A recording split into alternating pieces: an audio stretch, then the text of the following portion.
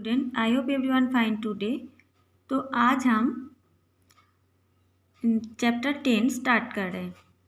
तो बच्चों, पत्र लिखना एक कला है। बड़े बड़े महापुरुषों के पत्र साधारण पत्र नहीं होते थे। उनमें कई ऐसी जानकारियाँ होती थी जिन्हें पढ़कर आज भी हमें लाभ होता है।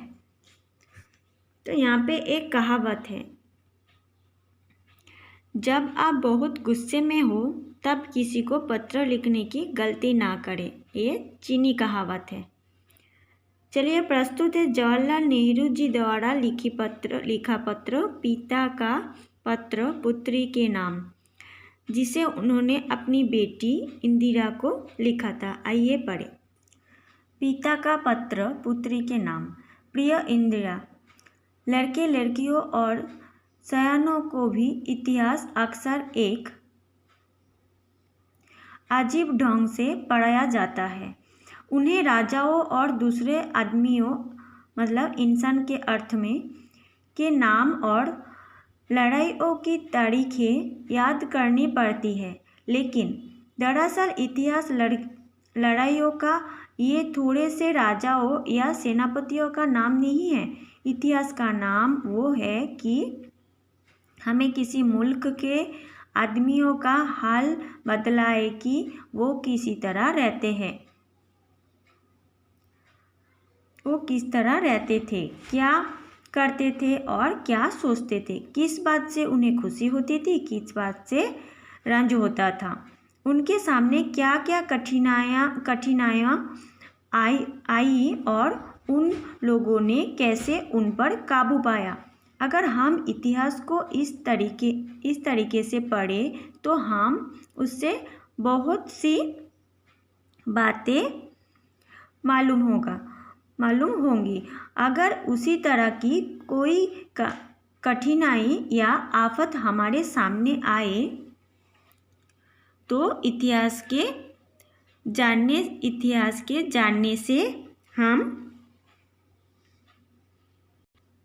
जानने से हम उस पर विजय पा सकते हैं। पुराने ज़माने का हाल पढ़ने से हमें ये पता चल जाता है कि लोगों की हालत पहले से अच्छी है या खराब, उन्होंने कुछ तरक्की की है या नहीं। ये सच है कि हमें पुराने ज़माने के मर्दों और औरत के चरित्रों से कुछ ना कुछ सबक लेना चाहिए, लेकिन हमें ये भी जानना चाहिए कि पुराने ज़माने में भिन्न भिन्न जाति के आदमियों का क्या हाल था। मैं तुम्हें बहुत से खत लिख चुका हूँ, ये 24वां खत है, लेकिन अब तक हमने बहुत पुराने ज़माने की ही चर्चा की है, जिसके बारे में हमें थोड़ी सी ही बातें मालूम है। इसे हम इतिहास नहीं कह सकते, हम इसे इतिहास की शुरुआत या इतिहास का उदय कह सकते हैं। जल्द ही हम बाद के ज़माने का जिक्र करेंगे, जिससे हम ज़्यादा वाकिफ है और जिसे ऐतिहासिक काल कह सकते हैं। लेकिन उस पुराने सभ्यता का जिक्र छेड़ने के पहले आओ हम उस पर फिर एक निगाह डालें और इसका पता लगाइए कि उस ज़माने में आदमियों की कौन कौन सी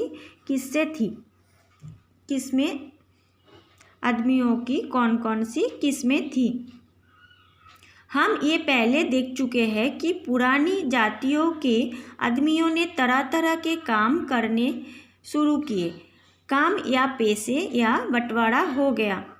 हमने ये भी देखा है कि जाति के सरपंच या सरगना ने अपने परिवार को दूसरों से अलग कर लिया और काम का इंतज़ाम करने लगा। वो ऊंचे दर्जे का आदमी बन बैठा, या वो समझ लो कि उसका परिवार औरों से ऊंचे दर्जे में आ गया।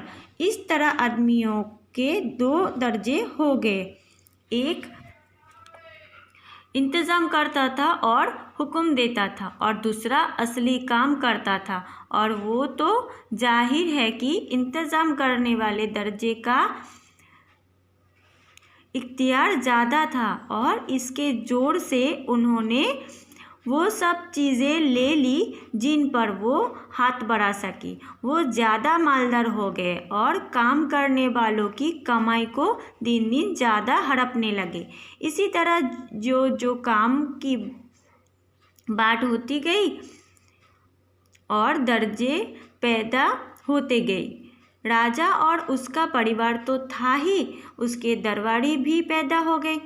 वो मुल्क का इंतज़ाम करते थे और दुश्मनों से उसका हिफाजत करते थे। वो आमतौर पर कोई दूसरा काम ना करते थे। मंदिरों के पुजारियों और नौकरों का एक दूसरा दर्जा था।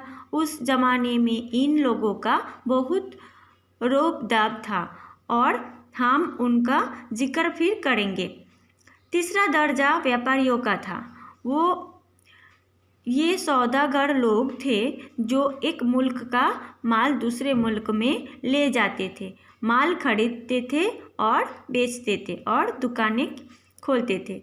चौथा दरवाज़ा कारीगरों का था जो हर एक किस्म की चीज़ें बनाते थे, सूत काटते और कपड़े बुनते थे, मिट्टी के बर्तन बनाते थे, पीतल के बर्तन गढ़ते थे, सोने और हाथी दांत की चीज़ें बनाते थे और बहुत से और काम करते थे। ये लोग अक्सर शहरों में या शहरों के नज़दीक रहते थे, लेकिन बहुत से देहातों में भी बसे हुए थे। सबसे निचला दर्जा उन किसानों और मज़दूरों का था जो खेतों में या शहरों में काम करते थे। इस दर्जे में सबसे ज़्यादा आदमी थे और सभी दर्जों के लोग उन्हीं पर दांत लगाए रहते थे और उनसे कुछ ना कुछ ऐंठते रहते थे। तुम्हारा पिता जवाहरलाल।